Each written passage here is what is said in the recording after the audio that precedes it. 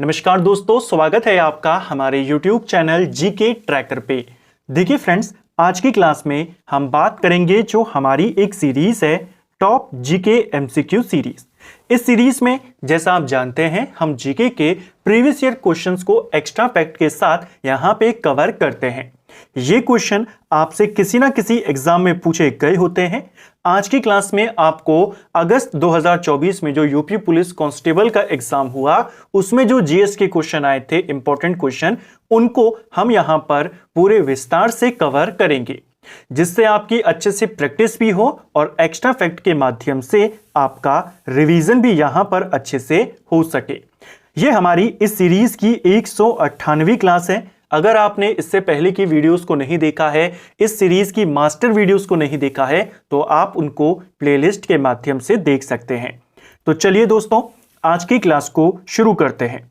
आज का हमारा पहला क्वेश्चन है, भारत का पहला हवाई अड्डा कहां पर स्थित था? देखिए, भूगोल वाली सीरीज में जब हमने भारत में वायु परिवहन की बात करी, उसमें हमने एक सवाल देखा था कि भारत में वायु परिवहन की शुरुआत किस वर्ष से हुई। तो भारत में वायु परिवहन की शुरुआत होती है 1911 से।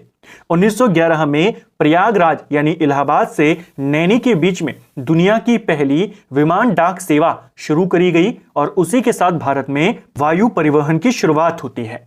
लेकिन यहां पर सवाल यह है कि पहला हवाई अड्डा भारत का कौन सा है? भारत का पहला हवाई अड्डा बॉम्बे में स्थित था। ऑप्शन बी इसका सही उत्तर होगा। देखिए, भारत का जो पहला हवाई अड्डा है वो मुंबई के जुहू में स्थित था, जिसे जुहू हवाई अड्डा कहा जाता है। इसकी स्थापना 1928 में होती है, महाराष्ट्र के अंदर स्थित है। इसको ध्यान रखना, ठीक है। कब इसे स्थापित किया गया? 1928 में बॉम्बे में है। अगला, भारत में व्यवसायों के लिए सेवाओं हेतु जीएसटी पंजीकरण के लिए थ्रेशोल्ड लिमिट क्या है? देखिए, थ्रेशोल्ड लिमिट का मतलब यह है, जैसे अगर आप कोई व्यवसाय चलाते हैं, सेवाएं का बिजनेस आप करते हैं, सर्विसेज आप प्रोवाइड करते हैं, तो कितनी इनकम आपकी होनी चाहिए सालाना, जिसके ऊपर अगर आपकी इनकम है तो आपको जीएसटी के लिए रजिस्ट्रेशन करवाना होगा। ये जो लिमिट है उसके बारे में सवाल आपके पास बना था। वर्तमान में वस्तुओं के लिए जो लिमिट है वो 40 लाख रुपए है और सर्विसेज यानी सेवाओं के लिए जो लिमिट है वो 20 लाख रुपए है। यानी अगर आप गुड्स का बिजनेस करते हैं, वस्तुओं का अगर आपका व्यवसाय है, तो अगर आपकी इनकम 40 लाख के ऊपर है सालाना, तो आपको जीएसटी के लिए रजिस्ट्रेशन करवाना, पंजीकरण करवाना अनिवार्य है। 40 लाख से नीचे है, अनिवार्य नहीं है, स्वैच्छिक है, आप चाहें तो करा सकते हैं। इसी प्रकार सेवाओं के संबंध में है, यानी सर्विसेज के बारे में है, इसके लिए जो लिमिट है वो 20 लाख सालाना है। इसको ध्यान रखना है, ठीक है। जो राजस्व है आपके व्यवसाय का, उसकी ये लिमिट है 40 लाख गुड्स के लिए और सर्विसेज के लिए 20 लाख।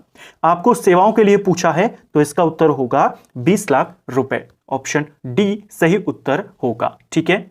नेक्स्ट है, भारत के किस पड़ोसी देश को थंडर ड्रैगन की भूमि के नाम से जाना जाता है? तो थंडर ड्रैगन किस देश को कहा जाता है? कई बार यह सवाल बना हुआ है देशों के उपनाम में, भूटान को कहते हैं। ऑप्शन बी सही उत्तर यहां पे होगा, ठीक है। भूटान का जो राष्ट्रीय चिन्ह है वो भी क्या है? वो भी आपका ड्रैगन है। ये भूटान का राष्ट्रीय चिन्ह भी है। अगला, निम्न में से किस में दुर्भावनापूर्ण फाइलों वाली छवियों का उपयोग हैकर को आपके खाते की जानकारी चुराने या कंप्यूटर को संक्रमित करने में मदद करने के लिए किया जाता है? तो किस प्रकार की फाइलों का इस्तेमाल आपके डेटा को चुराने या कंप्यूटर को इफेक्ट करने के लिए किया जाता है? यह किया जाता है इमेज फिशिंग का। यानी किसमें दुर्भावनापूर्ण फाइलों वाली छवियों का, इमेजेस का इस्तेमाल करते हैं, वो करते हैं इमेज फिशिंग के माध्यम से। और जब ईमेल भेजकर आपको फंसाने की कोशिश होती है, लॉटरी का झांसा देकर आपको आपकी जानकारी देने के लिए कहा जाता है, उसे फिशिंग कहते हैं। और जब इमेज का इस्तेमाल करके किया जाए वो आपकी इमेज फिशिंग यहां पर होगी। ये सवाल भी बना था। अगला, विश्व डाक दिवस कब मनाया जाता है? तो दुनिया में हर साल विश्व डाक दिवस 9 अक्टूबर को मनाते हैं। ऑप्शन ए हमारा सही उत्तर होगा। 9 अक्टूबर इसी दिन 1874 में स्विट्जरलैंड के अंदर यूनिवर्सल पोस्टल यूनियन उसकी स्थापना हुई थी। 9 अक्टूबर को हुई थी 1874 में, इसीलिए हर साल विश्व डाक दिवस मनाते हैं, ठीक है। अगला, पहली बार राष्ट्रीय कृषि नीति कब घोषित की गई थी? तो भारत के अंदर पहली राष्ट्रीय कृषि नीति ये कब आई थी? पहली राष्ट्रीय कृषि नीति सन जुलाई 2000 में आई थी। महीने के साथ आपने याद करना है, क्योंकि एग्जाम में तो महीने अलग अलग कर दे दिए गए, लेकिन आप देख सकते हैं जैसे 2 साल यहां पर एक जैसे दिए गए, महीने अलग अलग कर दिए। तो आपको महीने के साथ भी याद करना है, जुलाई 2000 आप याद करेंगे जब पहली कृषि नीति, राष्ट्रीय कृषि नीति भारत में आई थी, इसकी घोषणा करी गई। ठीक है, कृषि को लेकर के भी हमने भूगोल वाली क्लास में डिटेल वीडियो कवर किया था। उसमें हमने एक क्वेश्चन देखा था, देश का पहला कृषि विश्वविद्यालय कब स्थापित किया गया? तो देश का पहला कृषि विश्वविद्यालय उत्तराखंड में पंतनगर में स्थापित किया गया था 1960 में, पंतनगर कृषि विश्वविद्यालय। ठीक है, एक इंपॉर्टेंट पुस्तक है भारतीय कृषि का इतिहास। यह किताब किसकी है? तो एस रंधावा की पुस्तक है, भारतीय कृषि का इतिहास। ठीक है, इसी प्रकार किसानी को लेकर, फसलों को लेकर के एक योजना चलती है, प्रधानमंत्री फसल बीमा योजना। इसकी शुरुआत कब से हुई है? तो जनवरी 2016 से इसकी शुरुआत हुई है। ठीक है, पूरे देश को, पूरे भारत को कितने कृषि जलवायु प्रदेशों में बांटा जाता है? तो पूरे भारत को 15 कृषि जलवायु प्रदेशों में बांटा जाता है। ठीक है, नेक्स्ट है, किस वर्ष में अंतर्राष्ट्रीय मानव अधिकार कानून के परिवर्तन के लिए संयुक्त राष्ट्र मानव अधिकार आयोग को संयुक्त राष्ट्र मानव अधिकार परिषद के द्वारा प्रतिस्थापित कर दिया गया? देखिए, पहले मानव अधिकार आयोग होता था। किस वर्ष उस मानव अधिकार आयोग के स्थान पर मानव अधिकार परिषद बन गई? यह बनी थी 2006 में। ऑप्शन डी सही उत्तर होगा। पहले मानव अधिकार आयोग था, इसे संयुक्त राष्ट्र मानवाधिकार परिषद के रूप में से कब स्थापित किया गया? तो आप कहेंगे 2006। सवाल बनता भी है, United nation human right council की स्थापना कब हुई है? अब आप बताएंगे 2006। ठीक है, इसके अंदर इस परिषद में कितने देश शामिल हैं? तो देशों की संख्या है 47 देश। ठीक है, नेक्स्ट है हमारा, कौन सा भारतीय राज्य अपनी अनूठी वारली चित्रकला के लिए जाना जाता है? यानी ये जो चित्रकला है वारली के नाम से, ये किस राज्य में प्रचलित है, किस राज्य इसके लिए प्रसिद्ध है? तो यह राज्य का नाम है महाराष्ट्र। ऑप्शन डी इसका सही उत्तर होगा। जो वारली चित्रकला है, महाराष्ट्र की ही एक जनजाति है वारली, उनके द्वारा बनाई गई चित्रकला है, एक प्राचीन चित्रकला है जो कि काफी ज्यादा प्रसिद्ध है। ठीक है, नेक्स्ट है, निम्न में से कौन सी रेखा फ्रांस और जर्मनी के बीच में स्थित है? देखिए, फ्रांस और जर्मनी के बीच में इनमें से कौन सी रेखा है आपने बताना है। हमने एक लाइन पढ़ी हुई है कि सेकेंड वर्ल्ड वॉर के दौरान जब नाजी जर्मनी वहां पर था, हिटलर लगातार देशों पर आक्रमण कर रहा था, फ्रांस को यह अंदाजा था कि उनके ऊपर भी आक्रमण होगा। तो फ्रांस ने जर्मनी के बॉर्डर पर अपनी साइड से एक बॉर्डर बनाई, एक लाइन वहां पर बनाई, दीवार वहां पर आई, जिसको कहा जाता है मैगिनॉट लाइन। ठीक है, तो फ्रांस और जर्मनी के बीच में कौन सी लाइन है? मैगिनॉट लाइन है। ठीक है, यहां पर फ्रांस और जर्मनी ही पूछा है, लेकिन मैगिनॉट यहां पर नहीं है। जर्मनी के साइड से भी एक लंबी सी बाउंड्री यहां पर बनाई गई, जो आपके फ्रांस से जर्मनी का बॉर्डर बनाती है, जर्मनी, नेदरलैंड, कई सारे देशों का वो बॉर्डर बनाती है। इस पूरे बॉर्डर को कहते हैं सिगफ्रीड लाइन, यानी सिगफ्रीड लाइन इसको कहा जाता है। तो ऑप्शन सी इसका सही उत्तर यहां पे होगा। ठीक है, मैगिनॉट लाइन के ही अपोजिट में है, लेकिन मैगिनॉट लाइन से काफी लंबी है, क्योंकि मैगिनॉट लाइन केवल फ्रांस और जर्मनी के बीच में है, जबकि जो ये वाली लाइन है आपकी, जो जर्मनी के लिए बनाई गई थी, जर्मनी के द्वारा बनाई गई अपनी सुरक्षा के तौर पर, ये आपके फ्रांस, जर्मनी, नेदरलैंड, बेल्जियम, इन सब के साथ जर्मनी की बॉर्डर बनाता है। तो सिगफ्रीड लाइन किस किस के बीच है? मुख्य तौर पर इसे मैगिनॉट लाइन का अपोजिट माना गया है, और इसीलिए फ्रांस और जर्मनी के बारे में पूछा गया। तो ऑप्शन सी इसका सही उत्तर यहां पे होगा। कुछ और अंतरराष्ट्रीय महत्वपूर्ण बॉर्डर्स हैं जो पूछे जाते हैं, जैसे रूस और फिनलैंड के बीच में कौन सा बॉर्डर है? तो एक बॉर्डर है जिसे कहते हैं मैनरहीम रेखा या मैनरहीम लाइन, ये रशिया और फिनलैंड के बीच में है। इसी प्रकार जर्मनी और पोलैंड के बीच में एक रेखा है जिसे कहते हैं हिंडनबर्ग रेखा, ये जर्मनी और पोलैंड के बीच में है। 2 वियतनाम है, साउथ वियतनाम और नॉर्थ वियतनाम, इनके बीच में है 17वीं समांतर रेखा। जो 17वीं समांतर रेखा है वो 2 वियतनामों के बीच में है। इसी प्रकार दोनों कोरियाओं के बीच में कौन सी लाइन है? साउथ कोरिया और नॉर्थ कोरिया के बीच में आपकी पड़ती है 38वीं समांतर लाइन। इसी प्रकार 2 देश हैं, एक है इराक और एक है ईरान, इनके बीच में स्थित है 31वीं समांतर लाइन। और अमेरिका और कनाडा की बात करें, उनके बीच में पड़ती है 49वीं समांतर लाइन, अमेरिका और कनाडा के बीच में। ठीक है, नेक्स्ट है, जलियांवाला बाग हत्याकांड के विरोध में निम्नलिखित में से किसने वायसरॉय की कार्यकारिणी परिषद से इस्तीफा दे दिया था? तो जलियांवाला बाग हत्याकांड, रोलेट एक्ट, असहयोग आंदोलन डिटेल में पूरा पढ़ चुके हैं। उसमें हमने जाना था कि जब जलियांवाला बाग हत्याकांड हुआ, कई सारे लोगों ने इसका विरोध किया। इस घटना का प्रभाव यह हुआ, रविन्द्रनाथ टैगोर, उनको 1916 में अंग्रेजों ने एक उपाधि दी थी। अंग्रेजों के जो सम्राट थे, उन्होंने उपाधि दी थी नाइटहुड की उपाधि, उनको 1916 में मिली। इस घटना के बाद रविन्द्रनाथ टैगोर ने अपनी नाइटहुड की उपाधि लौटा दी थी। इसी प्रकार महात्मा गांधी ने केसर ए हिंद की उपाधि वापस कर दी। जमनालाल बजाज ने राय बहादुर की उपाधि को वापस लौटा दिया। जबकि जो शंकर नायर थे, ये उस समय वायसरॉय के कार्यकारिणी परिषद में थे, यानी अगर सिंपल भाषा में बात करें, उस समय ये उनके मंत्रिमंडल में शामिल थे। इन्होंने अपना त्यागपत्र दे दिया था इस घटना का विरोध करते हुए, तो इसको आपने ध्यान रखना है। ठीक है, वायसरॉय की कार्यकारिणी परिषद से किसने इस्तीफा दिया? शंकर नायर ने दिया था। जमनालाल बजाज ने अपनी राय बहादुर की उपाधि लौटाई थी। टैगोर ने नाइटहुड की और महात्मा गांधी ने केसर ए हिंद की। एगमार्क गुणवत्ता प्रमाणन चिन्ह निम्नलिखित में से किस एक संस्था के द्वारा जारी किया जाता है?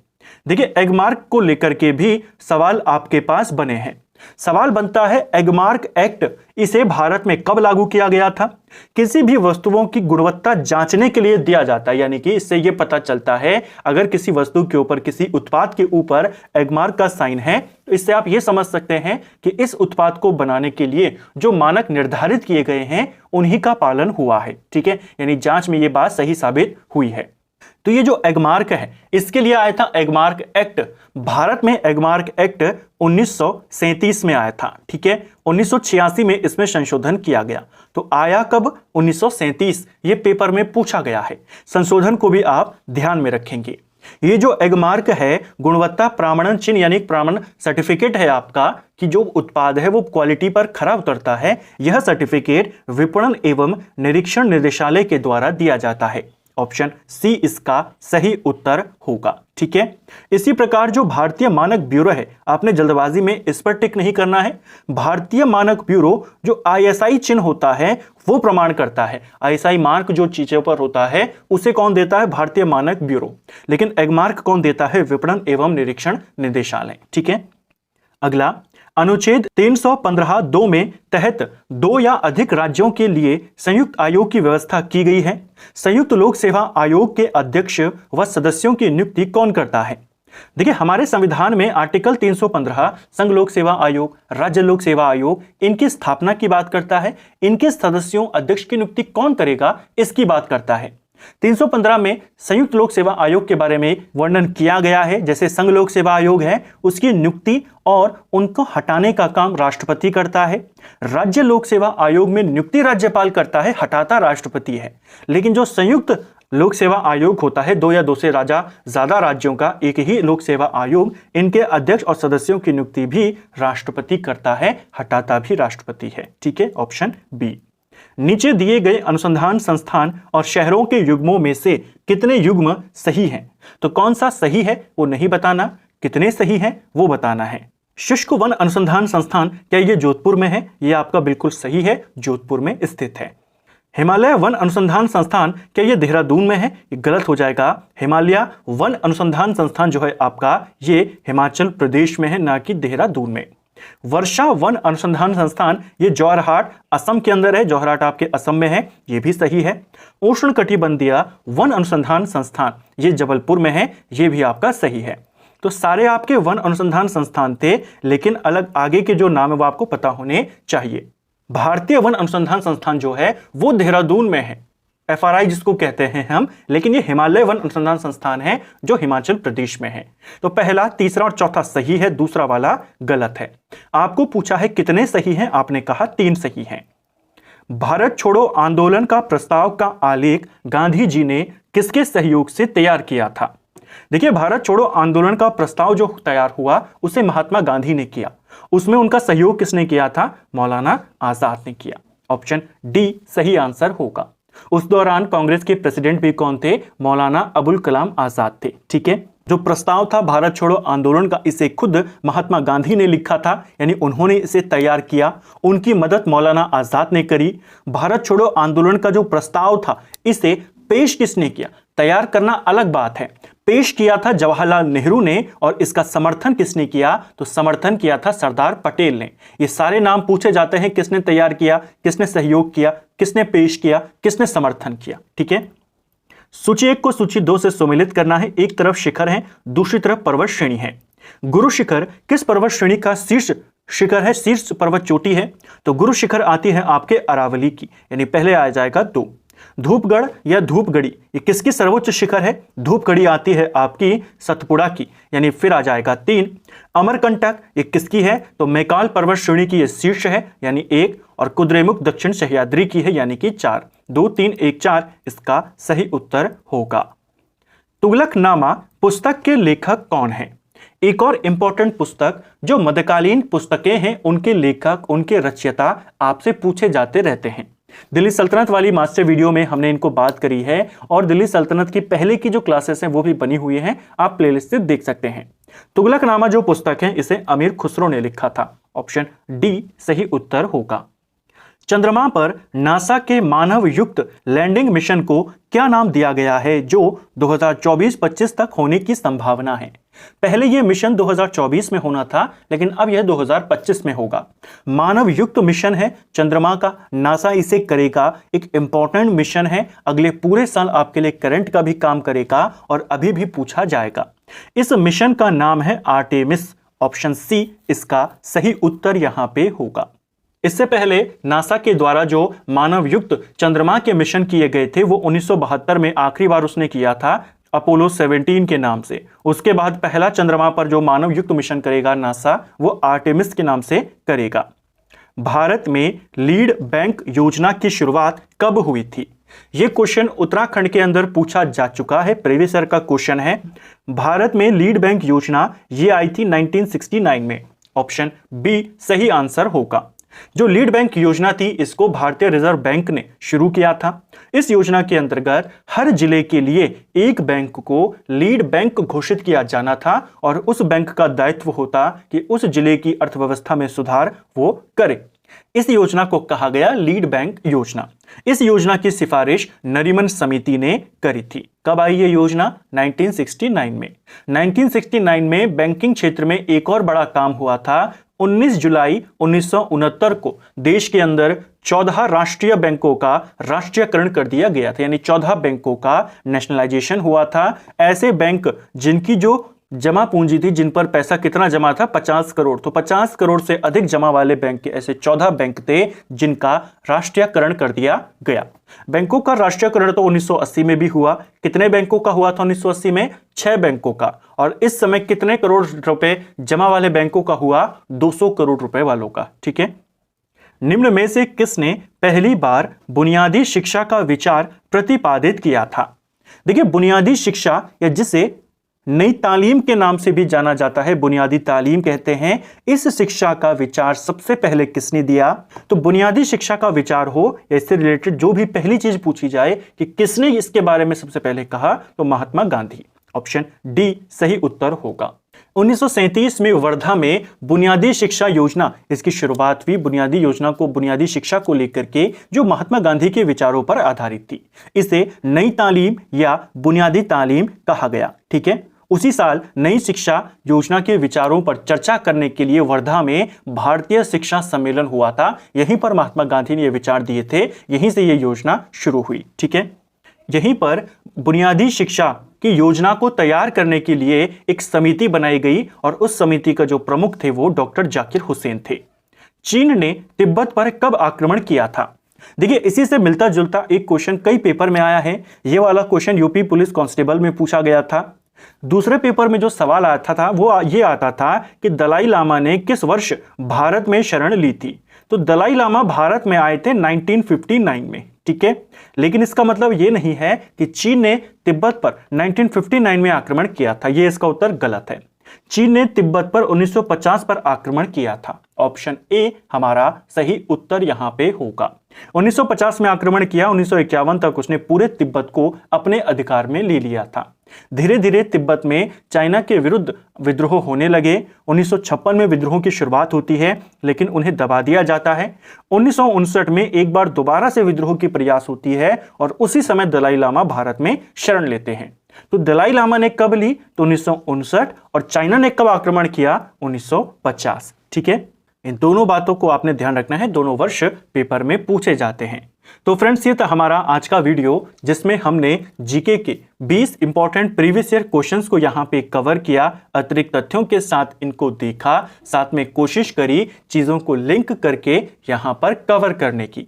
उम्मीद करता हूं आपको आज का वीडियो पसंद आया होगा। अगर आपको ये वीडियो पसंद आई है तो वीडियो को लाइक करें, चैनल पर नए हैं तो सब्सक्राइब करें, अपने दोस्तों के साथ शेयर करें। वीडियो आपको कैसा लगा और आपके कितने स्कोर यहां पर बना, कितना क्वेश्चन आपका सही रहा, कमेंट बॉक्स में हमें जरूर बताएं। Thank you friends.